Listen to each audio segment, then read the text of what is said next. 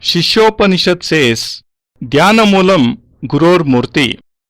A human life without meditation is bound to be ridden with sorrows, problems, worries, and afflictions, and the sole basis of the practice of meditation is the Guru. Meditating towards Samadhi. Dhyana or meditation finds its roots in the times when the human civilization was born, when the sages started the in-depth study of the Vedas, and the Aryans showed deep interest in the universe and in questions like, what is the sun? What is the moon? Which other planets other than this earth are there in the solar system? Why was man created? What is the significance behind this creation? In fact, the moment man started to think thus, Dhyan was born. Dhyan represents the history of the entire human race. Dhyan is a ras, a festival, a celestial dance, the enthusiasm of life and its most fortunate achievement. In other words, it represents the totality and completeness of life. Generally, a human is born and he ends the journey of his life in a graveyard. The curtain falls down on a person's life and he is born again. But in the next life, he remembers nothing of the previous life. The moment we are born, a new open path of a new life lies before us. It is the great kindness of God that He has formed a wall between the previous and the present lives, due to which we remain unaffected by the sorrows, pains, and afflictions of the previous lives.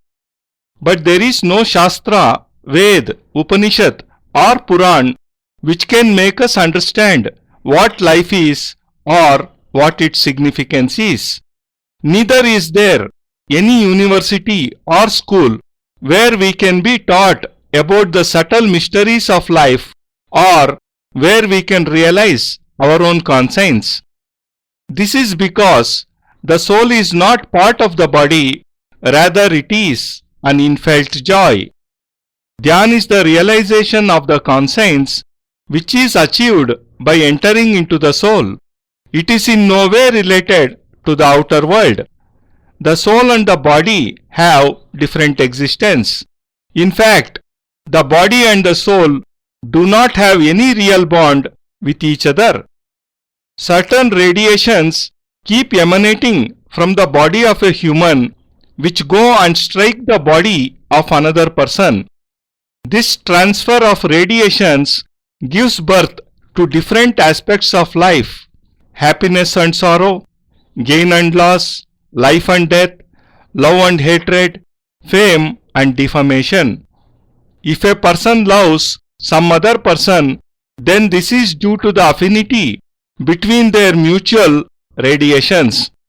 The soul is in no way involved in this relation because this is just a bond between the two bodies based on passions of love or lust.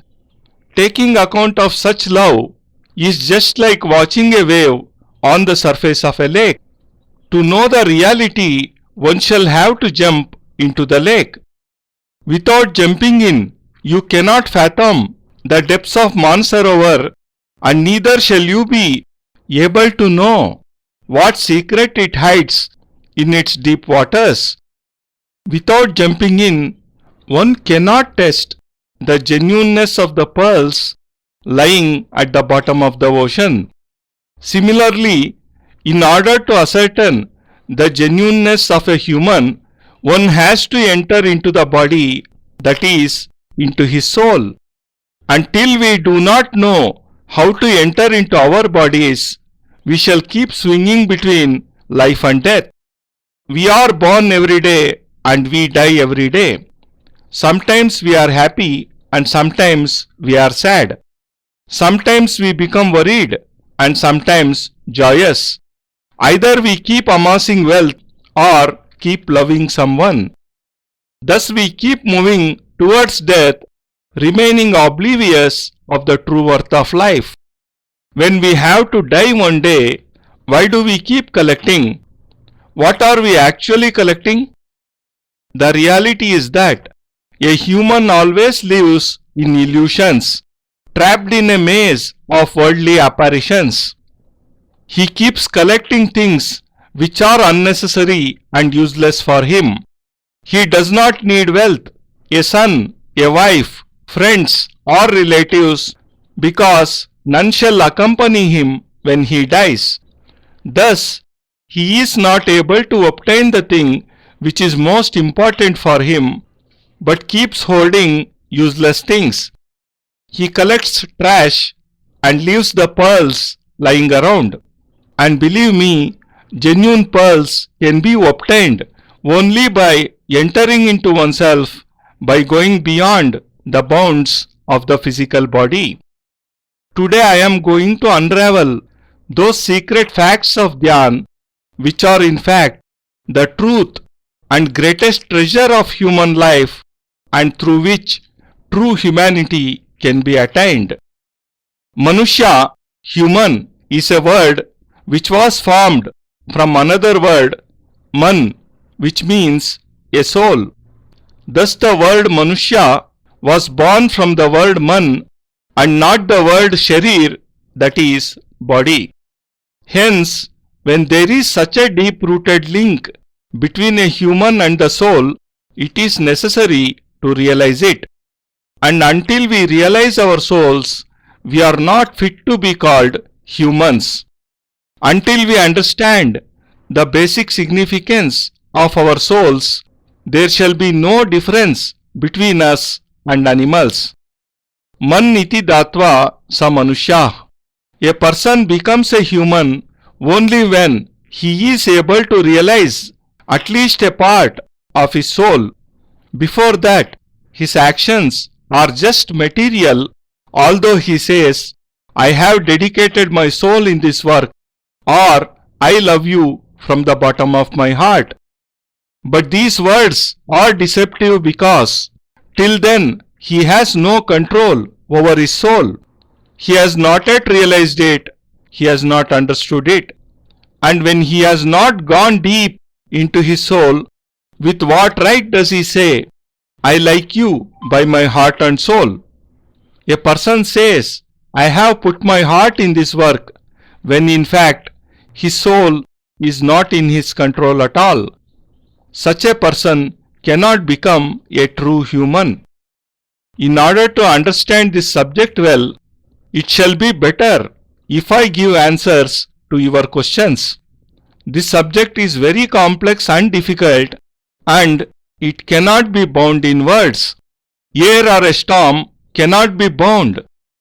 Dhyan has such heights and such depths that it cannot be confined to the limits of a few words. Just as the skies, the ocean, cannot be taken in one's arms, similarly, Dhyan cannot be explained properly even in millions of pages. Still, through a deep, vibrant thought, it can be comprehended to some extent.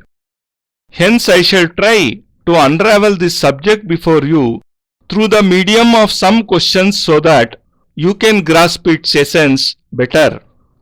What is Dhyan? Beyond the body, there is a state, a conscience, which is called the soul. To reach that soul, one shall have to leave the body. When we stop worrying about our bodies and become capable of seeing after removing ourselves from the body, then the soul becomes clear. Then a divine enlightenment is produced. And in order to understand this divine enlightenment, it is necessary for us to first understand Dhyan by entering into its deep realms. When a person enters into himself with the help of the ladder of his body, then a stage comes when it seems that everything has finished and that he has become a mere spectator. Then he feels that whatever he sees, friends, relatives, respect, fame, is like a movie going on a screen, and that he is merely a member of the audience sitting in his seat after having bought a ticket. When a person feels that he is a mere spectator, and when he feels no anger, happiness, sorrow or pleasure on looking at the going-ons, then it means that the first stage of Dhyan has begun. This feeling of indifference or neutrality for all conditions in life is called Sakshi Bhav, and this is the first stage of Dhyan. Dhyan is not some amenity which can be acquired, and neither is it something which can be established inside the body. One cannot go into Dhyan by acquiring knowledge or by reading the Puranas or the Vedic mantras, because Dhyan is not something which can be instilled inside. Rather, Dhyan is a process of looking inside, sitting inside the soul. It is something which is generated from within.